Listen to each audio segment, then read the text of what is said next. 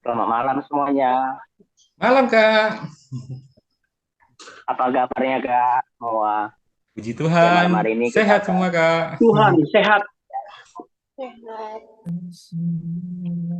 Malam ini kita akan sebelum kita mendengarkan firman Tuhan di komunitas kita Kleyut, mari kita memuji Tuhan yang dipimpin oleh Kak Andrean Angga. Dipersilakan hambanya. Oke, sebelumnya saya ucapkan salam, selamat malam buat kita semua. Shalom Shalom, Kakak. shalom, Hamga, shalom. Ya, salam. Puji nama Tuhan, pada malam hari ini kita bisa berkumpul kembali di dalam ibadah yuk kita atau Impact Community, Impact by Community. Mari kita bersama-sama saat ini datang kepada Tuhan. Kita siapkan hati pikiran kita untuk datang kepada Tuhan. Kita fokus untuk menyembah kepada Tuhan. Kita fokus untuk Tuhan pada malam hari ini. Mari kita bersama-sama berdoa. Bapak, kami ucap syukur buat malam hari ini ya Tuhan, buat kasih karunia-Mu, anugerah yang indah bagi kami. Kami bisa berkumpul, bertemu kembali di ibadah Play Community ya Tuhan. Biarpun melalui Zoom, melalui media sosial, tetapi kami yakin Tuhan menyatukan kami dan Tuhan nyata dan setiap hidup kami pribadi lepas pribadi masing-masing tempat kami. Dan pada malam hari ini kami mau menyembah Engkau ya Tuhan. Terlebih Engkau layakkan kami, suci kuduskan kami di hadirat-Mu ya Bapa. Suci kuduskan kami ya Tuhan, sehingga kami diperkenankan dapat menyembah Tuhan yang hidup, yang kudus dan berkenan dalam hadirat-Mu. Terima kasih Tuhan, terpujilah nama-Mu di dalam nama Yesus. Haleluya. Haleluya. Amin. Mari kita nyanyikan satu pujian.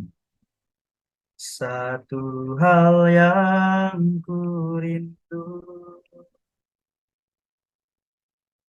berdiam di dalam rumahmu. Satu hal yang ku pinta, menikmati bait-Mu Tuhan.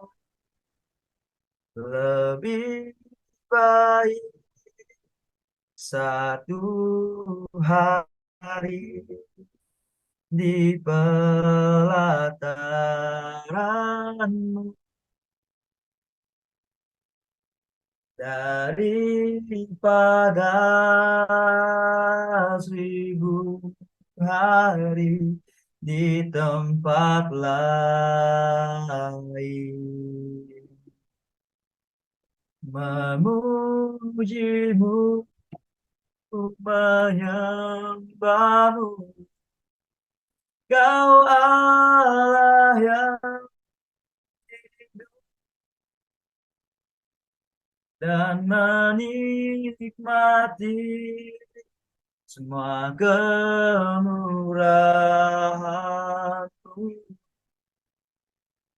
Mari kita akan pujian ini dari awal. Satu hal yang ku rindu, katakan dengan hati-hati, dengan kerinduan. Satu hal yang ku rindu, berdiam di dalam rumah-Mu. Satu hal yang ku pinta, menikmati bait-Mu Tuhan. Katakan bersama-sama, lebih baik satu hari di pelataran-Mu daripada 1000 hari di tempat lain. Memuji-Mu, menyembah-Mu, Kau Allah yang hidup, dan menikmati semua kemurahan-Mu.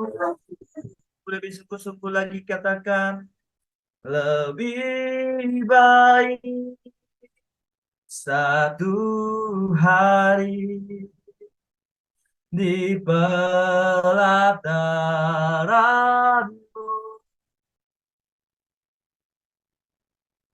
daripada 1000 hari di tempat lain. Katakan bersama-sama, kami memuji-Mu, memuji-Mu, menyembah-Mu. Kau Allah yang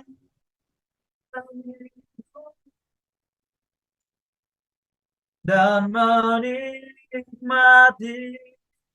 semua kemurahan-Mu. Lebih dalam lagi, lebih baik satu hari di pelataran-Mu daripada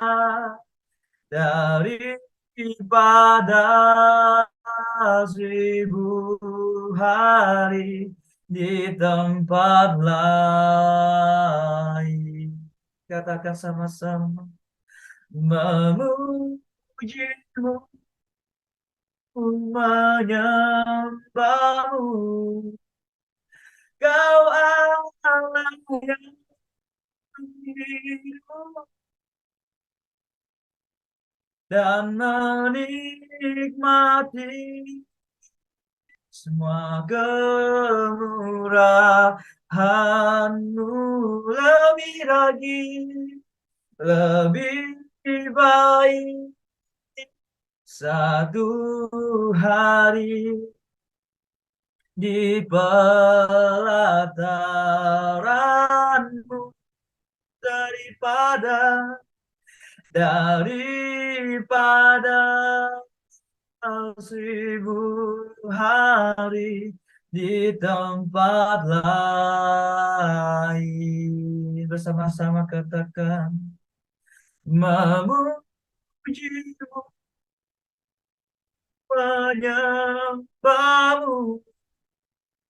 Kau Allah yang hidup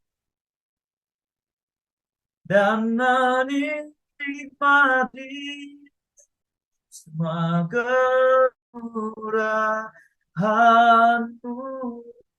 Dengan lembut katakan, lebih baik satu hari di pelataran. Katakan dengan hati yang tulus, daripada 1000 hari di tempat lain. Kami memuji-Mu ya Tuhan, memuji-Mu, menyembah-Mu. Kau Allah yang hidup dan menikmati semua kemurahan-Mu. Sekali lagi katakan, lebih baik satu hari di pelataran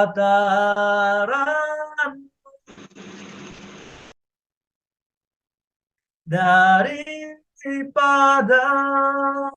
1000 hari di tempat lain. Kami memuji-Mu, menyembah-Mu. Kau Allah yang hidup dan menikmati Semaga murahan-Mu dan menikmati semua kemurahan-Mu dan menikmati semua kemurahan-Mu.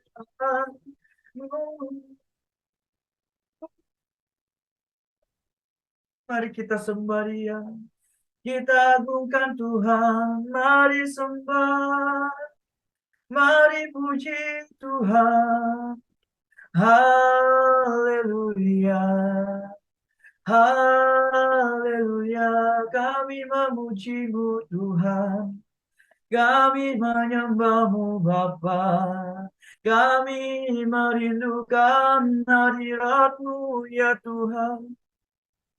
Kami rindu hadirat-Mu Bapa, lebih baik satu hari di pelataran-Mu daripada 1000 hari di tempat lain.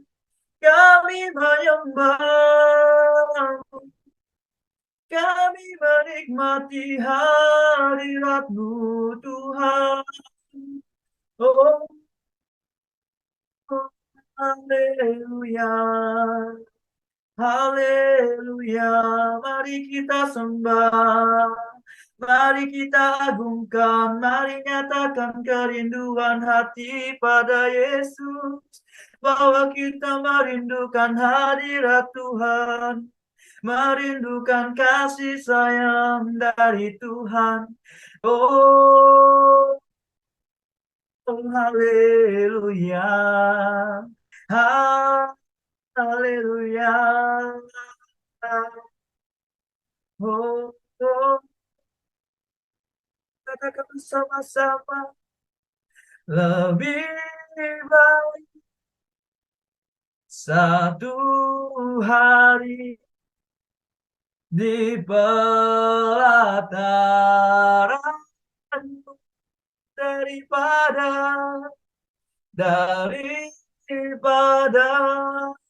1000 hari di tempat lain. Kami memuji-Mu Tuhan, memuji, menyembah-Mu. Kau Allah yang hidup dan menikmati semua kemurahan dan menikmati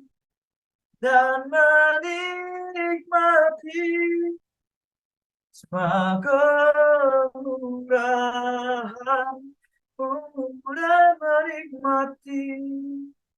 dan menikmati semua kemurahan.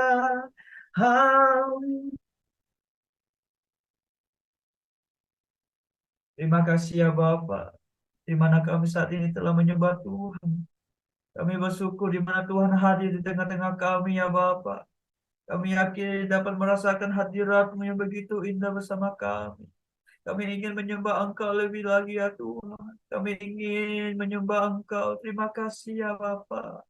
Kami bersyukur Engkau hadir di tengah-tengah kami. Engkau hadir dan menjamah hati kami. Dan memberikan hati kami yang haus dan lapar akan Engkau ya Tuhan. Buat malam hari ini kami mau mendengarkan firman-Mu ya Tuhan. Sebelum itu kami mau menyanyikan satu buah lagu lagi untuk firman-Mu ini ya Tuhan. Di dalam nama Yesus. Haleluya. Mari kita angkat pujian. Seperti rusa yang haus, rindu aliran sungai-Mu, hatiku tak tahan menunggu-Mu. Katakan bagaikan tanah gersang bagai tanah gersang menanti datangnya hujan. Begitupun jiwaku, Tuhan, bersama-sama katakan, hanya Engkau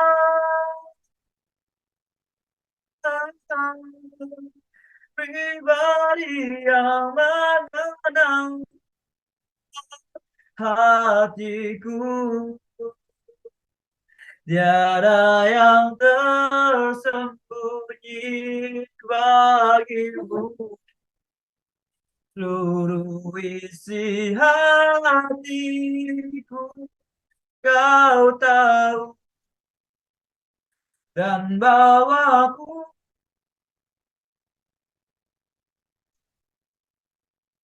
untuk lebih dekat lagi padamu.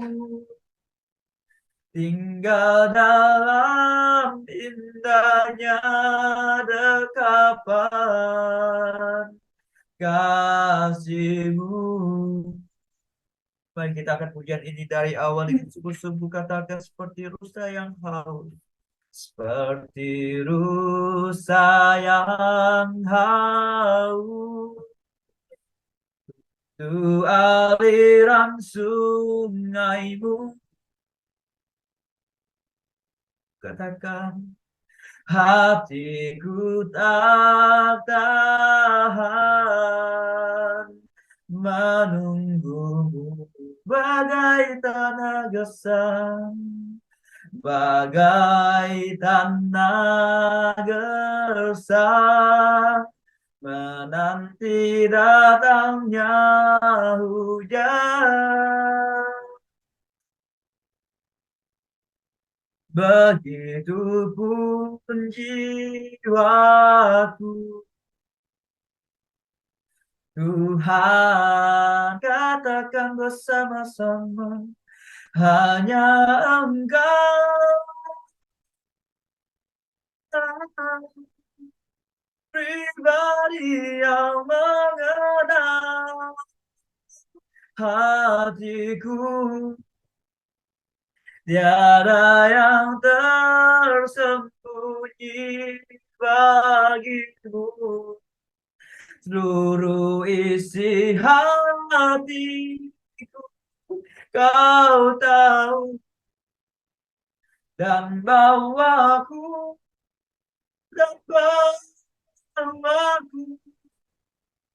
untuk lebih dekat lagi padamu. Tinggal dalam indahnya dekapan kasih-Mu. Katakan, hanya Engkau pribadi yang mengenal hatiku. Tiada yang tersembunyi bagimu. Seluruh isi hati Kau tahu, dan bawaku untuk lebih dekat lagi padamu. Tinggal dalam indahnya dekapan kasih-Mu. Tinggal dalam dekapan, tinggal dalam indahnya dekapan kasih-Mu. Tinggal dalam indahnya dekapan kasih-Mu.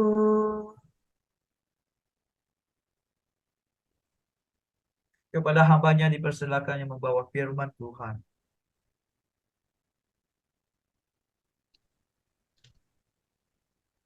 Oke, mari kita bersatu dalam doa. Terima kasih Tuhan buat pujian penyembahan yang telah kami naikkan. Terima kasih buat waktu yang Kau berikan bagi kami, sehingga kami bisa menaikkan setiap pujian penyembahan kami. Kiranya semuanya itu bisa berkenan di hadapan Tuhan. Bapa Sorgawi, pada malam hari ini kami bersekutu di dalam nama-Mu. Kami rindu Engkau hadir di tengah-tengah kami. Tapi Tuhan, sebelum kami lanjut untuk sharing kebenaran firman-Mu, kami rindu berkenalan satu dengan yang lain, dengan teman-teman kami yang baru. Kiranya damai sejahtera Tuhan turun di tengah-tengah kami, hikmat yang berasal daripada Tuhan turun atas kami, dan Engkau mengurapi hamba-Mu yang tidak ada apa-apanya ini. Kiranya perkataan-perkataan nantinya akan keluar sesuai dengan isi hati Tuhan saja. Terima kasih Bapak, dalam nama Tuhan Yesus Kristus kami berdoa mengucap syukur. Yang percaya sama-sama katakan, amin. Amin. Oke, baik. Terima kasih teman-teman. Pada malam hari ini, saya ngambil temanya, sekali selamat, tetap selamat. Itu ada tanda tanya ya. Jadi artinya sesuatu hal yang perlu kita bahas bersama. Teman-teman juga bisa menyampaikan nanti bagaimana pendapat teman-teman ya. Karena kita di sini semua bebas berbicara tentang kebaikan Tuhan pastinya ya. Ya, keselamatan adalah hal yang paling penting bagi kehidupan kita orang Kristen. Ada orang memberikan waktunya untuk Tuhan, melayani Tuhan. Ada orang yang datang selalu beribadah ke gerejanya setiap hari Minggu. Ada orang yang memberikan bahkan memberikan persembahannya ke gereja. Semua tujuannya, motivasinya apa sih? Diselamatkan. Karena memang itu janji Tuhan bagi setiap kita, anak-anak Tuhan yang percaya. Jadi artinya begini, kita tidak mau ini ibaratnya kita ngumpul-ngumpul di sini malam hari ini, kita tidak dapat apa-apa. Kita habis kuota, kita habis waktu juga kan. Biasanya ada orang yang menunda pekerjaannya yang datang beribadah kepada Tuhan karena dia sangat mencintai Tuhan gitu ya. Karena dia menghargai keselamatan yang diberikan Tuhan gitu. Semua orang berlomba-lomba dengan iman keyakinannya kepada Tuhan. Nah, sekarang saya mau bertanya nih sama teman-teman nih. Kalau Kak Abed ini saya mau tanya nih Kak Abed. Kak Abed udah percaya nggak Kak Abed diselamatkan Tuhan? Pada satu tahapan secara pribadi Apit memang sudah ditebus, tapi belum sepenuhnya ditebus karena kita harus punya respon juga. Kalau udah ditebus, kita harus berlaku seperti apa sih? Baru bisa diselamatkan secara utuh, begitu Kak Ebi. Oke, terima kasih Kak Abed. Kalau saya mau bertanya nih sama siapa ya? Kak Julius. Monitor Kak Julius. Ada Kak di tempat? Salam. Kalau Kak Julius percaya nggak udah diselamatkan Tuhan? Percayalah. Ya, ya nggak apa-apa. Berbeda jawaban nggak apa-apa kan karena kita di sini hanya berbagi pikiran. Ada orang yang percaya diri diselamatkan Tuhan itu tidak salah. Ada orang yang kurang yakin karena perjalanan masih panjang gitu ya. Tidak salah. Itu tidak ada yang salah. Nanti kita jelaskan. Kalau Kak Hangga lah dulu, ini kan orang teologi ini perlu ini jawabannya ini. Kak Hangga, gimana ini Kak Hangga? Ini Kak Hangga udah melayani WL, udah sekolah teologi ya. Terus udah pindah-pindah kota ini, melayani. Percaya nggak kalau Kak Hangga udah diselamatkan? 100% percaya banget kalau udah percaya Yesus. 100% ya. Ya. Saya katakan begini ya, kita baca saja ayat firman-Nya ya. Dalam Yohanes pasal 3, saya aja yang baca. Yohanes pasal 3 ayat yang 36. Katakan begini, barang siapa percaya kepada anak, ia akan beroleh hidup yang kekal. Tetapi barang siapa tidak taat kepada anak, ia tidak akan melihat hidup, melainkan murka Allah tetap ada di atasnya. Di sini ada dua perkataan yang berbeda. Satu percaya, yang kedua ada kata taat gitu. Saya mau kasih tahu ya, saya mau tanya ya. Ini salah nggak apa-apa, kita kan tanya. Kalau menurut Kak Hangga, keselamatan itu bisa hilang nggak? Misalnya kita udah percaya sama Tuhan nih, ada nggak penyebabnya suatu saat itu hilang sehingga membuat Kak Hangga ini jadi tidak diselamatkan gitu, seperti yang dikatakan firman ini. Ada nggak kira-kira pemahaman atau ada ayat pendukung gitu?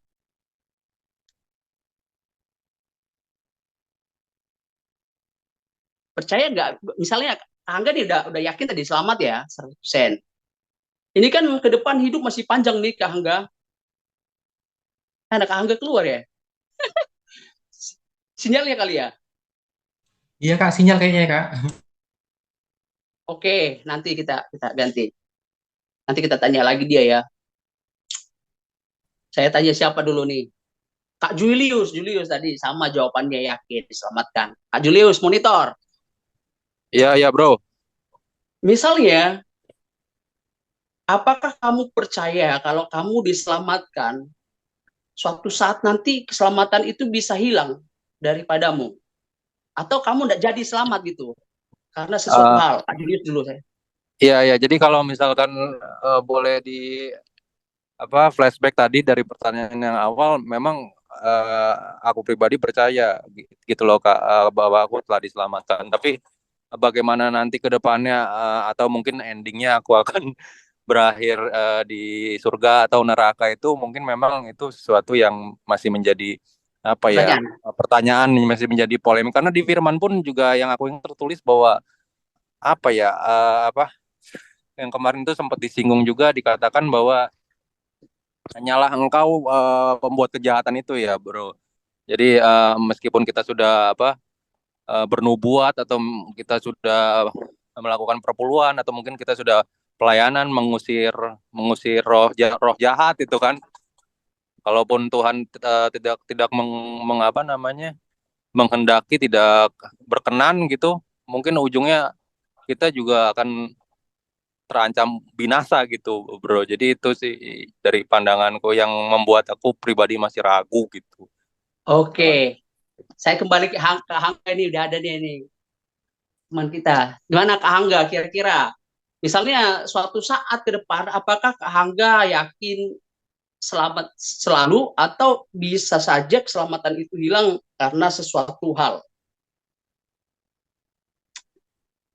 Bisa saja ketika kita apa tuh ketika kita tidak percaya lagi dengan Tuhan, atau kita tinggalkan Tuhan, seakan-akan kita gimana ya, mendukakan Tuhan, seperti kita apa ya, kan di kita berkata seperti ini, diselamatkan karena percaya Yesus kan, tetapi ada juga karena dosa kita yang tidak diampuni oleh Tuhan, yaitu menghujat Roh Kudus.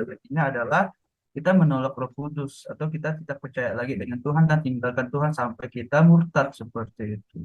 Itu bisa juga membuat kita selamat. Tetapi ketika kita punya percaya dengan Tuhan, selama kita percaya dengan Tuhan, kita masih punya keselamatan.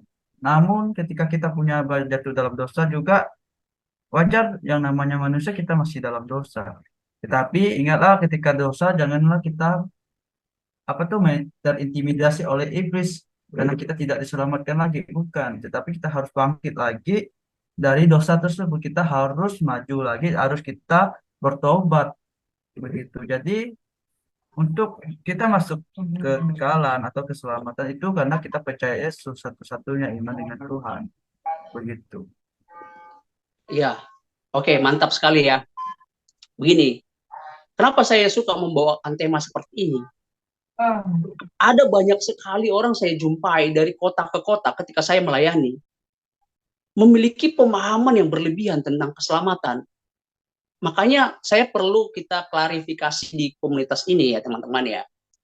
Saya pernah ketemu satu, ini dulu ya, saya tidak bisa bilang di mana, di luar kota lah, ini ada gembala saya. Dia bilang begini, kamu jangan anggap sepele dengan korban Kristus ya, di kayu salib. Tapi dia maknanya makna negatif gitu.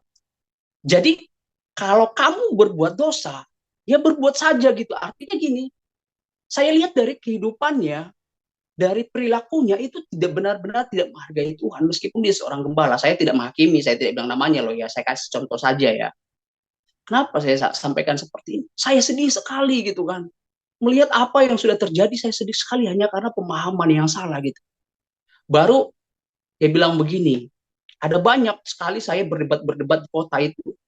Mereka memiliki pemahaman gini ya, kalau kau jatuh dalam dosa, saya katakanlah dulu maaf ya, misalnya anak muda lah dulu ya, anak muda ketika berpacaran, maaf, tadi ketika mereka datang berpacaran, mereka tidak ada niatan mau buat apa-apa gitu, tiba-tiba mereka jatuh dalam dosa gitu kan, karena berbuat sesuatu, tiba-tiba jatuh dalam dosa gitu. Tetapi bagi orang yang memiliki kepercayaan berlebihan tentang keselamatan, dia bilang begini, kamu tidak perlu minta maaf sama Tuhan. Dia bilang, itu ditegaskan loh sama, makanya saya berdebat. Kamu kalau jatuh dalam dosa, kamu tidak perlu minta maaf sama Tuhan. Kenapa? Saya dari hati saja kan udah salah ya. Kita salah ini harusnya terketuk hati kita mau datang kepada Tuhan, minta ampun gitu kan. Kalau kau minta maaf sama Tuhan, artinya kau meminta Yesus disalibkan 2 kali katanya. Wah, beda sekali saya pikir kan. Ternyata berbeda sekali. Baru saya ketemu lagi sama teman saya nih. Ada teman saya satu pelayanan udah teologi juga. Nah, saya kan tegur dia nih. Dia bawa pacarnya. Jadi di kos-kosan itu mau nginep sampai minggu-minggu gitu kan, berminggu-minggu. Terus sampai sebagai teman saya tegur lah ya. Bro, harus nanti kau digerebek orang, kau kan hamba Tuhan. Kenapa kau seperti itu kak? Saya bilang. Terus dia bilang begini, kita ini udah diselamatkan bro. Nanti yang ke surga itu roh kita. Jadi badan kita ini terserah mau buat apa saja. Nah, disinilah perlu kita luruskan teman-teman. Sebagai orang yang percaya kepada Tuhan. Hidup di dalam Tuhan itu bukan berarti kita itu sesuka hati. Itu sama, artinya kita tidak ada bedanya sama orang yang tidak mengenal Tuhan dong ya.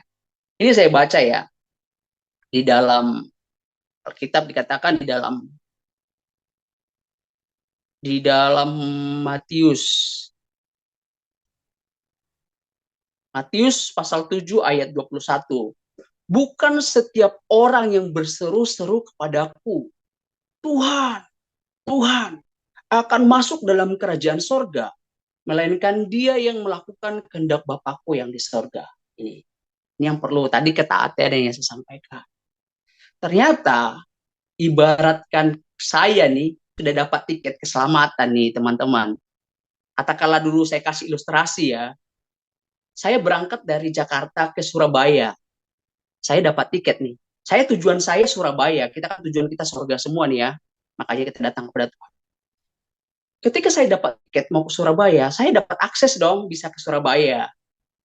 Tetapi ketika perjalanan dari Jakarta ke Surabaya, kan banyak stasiun perhentian-perhentian biar sampai di Surabaya sana. Sering sekali di dalam perjalanan itu kita mengalami kendala. Ada yang bilang begini, kalau aku sampai di sini aja capek banget, nggak sanggup, nggak kuat sampai Surabaya, aku muntah-muntah terus nih. Ada yang bilang, kita ke Banyuwangi aja, kita turun di stasiun ini, terus kita ke Banyuwangi. Artinya, ketika perilaku seseorang itu tidak mencerminkan dari tiket yang dia miliki itu akan membuat dia menyimpang dan tidak akan sampai ke Surabaya gitu. Karena perjuangan hidup kita belum sampai di garis finish. Kalau memang kita sekali selamat, tetap selamat, ya udah kita nggak usah melayani. Ada banyak orang sudah dibaptis, ada banyak orang sudah menerima Tuhan, ada banyak orang, tapi tiba-tiba dia pindah agama hanya karena pasangan gitu kan. Tiba-tiba dia pindah agama, mungkin karena perempuan, mungkin karena laki-laki. Banyak sekali, bahkan teman-teman kita banyak begitu. Nah, inilah yang bisa menggugurkan suatu keselamatan itu yang tadinya kita miliki. Akhirnya kita tidak sampai sama tujuan kita. Firman Tuhan katakan hidup ini seperti pertandingan. Hendaklah engkau berlari sekencang mungkin supaya kamu bisa jadi pemenang gitu.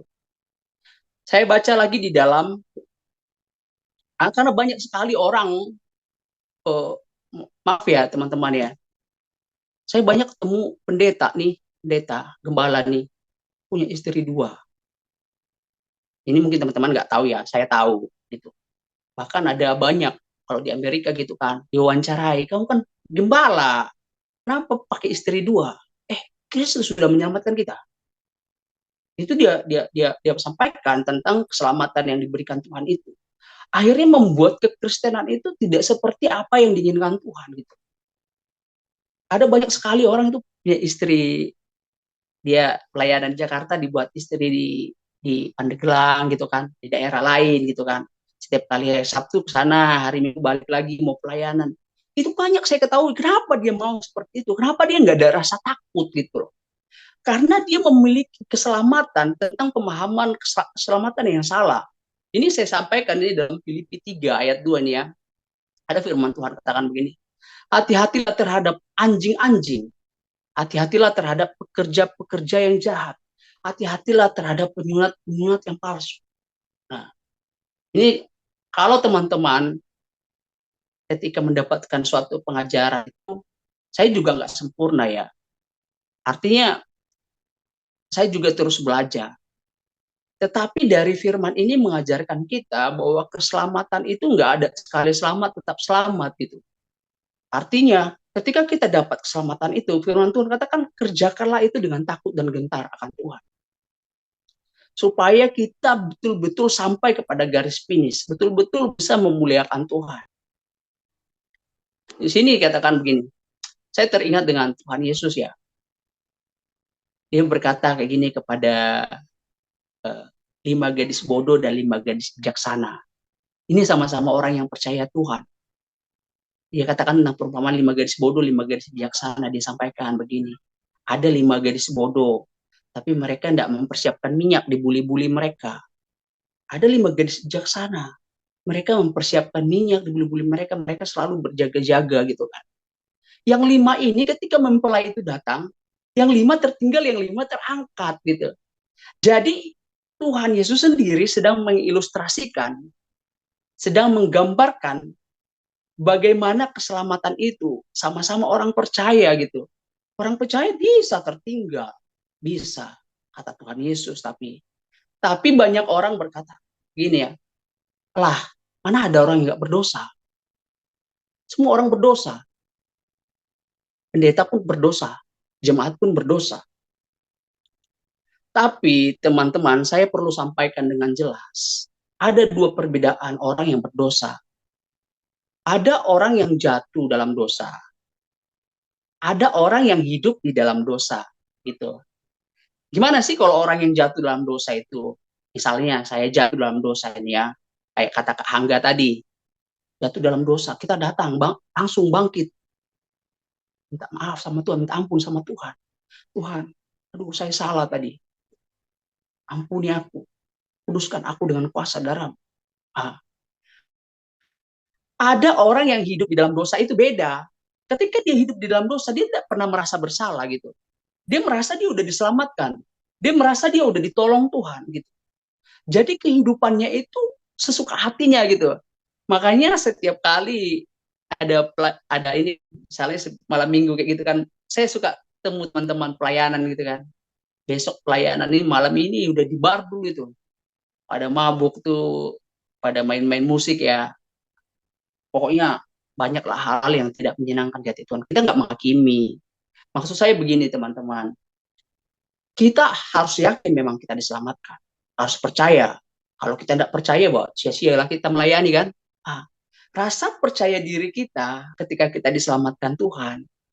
Rasa percaya kita, rasa semangat kita ketika itu yang menguatkan kita, memampukan kita terus berjalan di dalam kebenaran firman Tuhan. Kayak kata Kak Hangga tadi, itu benar.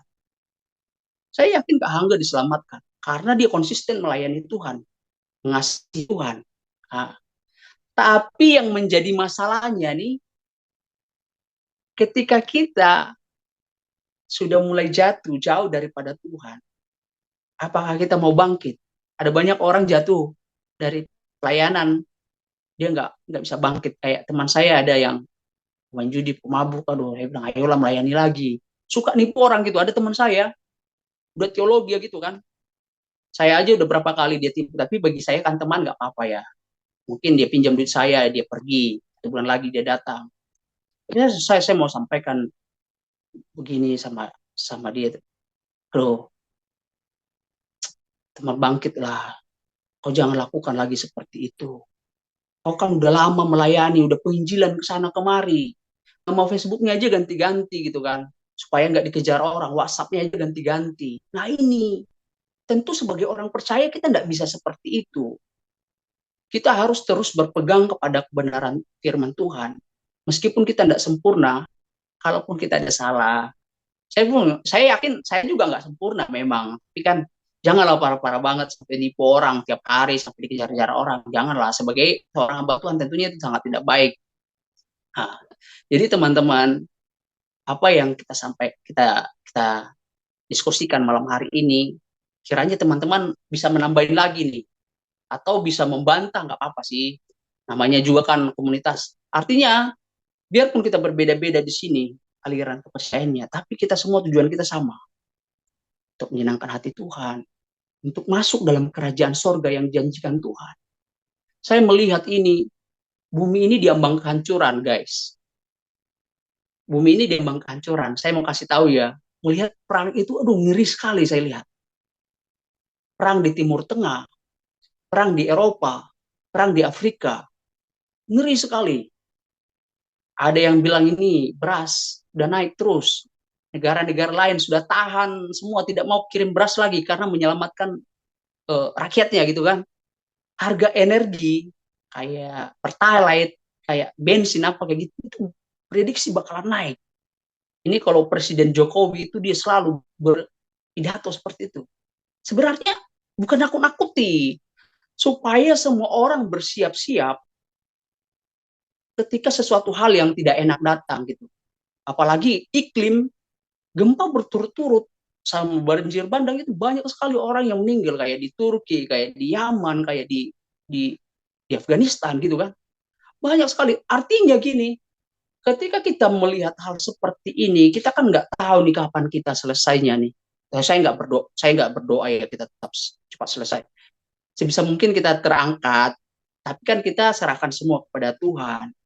Hal apapun yang terjadi, hidup kita pasti dalam kendali Tuhan gitu. Ah, di balik daripada semuanya itu, yang paling perlu kita pastikan, apakah kita ini adalah orang-orang yang sudah diselamatkan Tuhan. Saya harap kita semua di sini diselamatkan Tuhan, terus berjuang untuk melakukan hal yang terbaik, terus melayani Tuhan. Pokoknya kalau jatuh dalam dosa, cepat-cepat minta ampun sama Tuhan saja. Itu saja sih kalau menurut saya. Kiranya teman-teman semua tetap semangat. Itu aja. Teman-teman yang mau berbagi, silahkan. Yang mau bertanya juga tidak apa-apa. Nanti kalau saya tidak bisa jawab, ada Kak Abed, ada Kak Angga, ada Kak Angel juga mungkin bisa jawab, ada apa? Atau bertanya tidak apa-apa. Silahkan.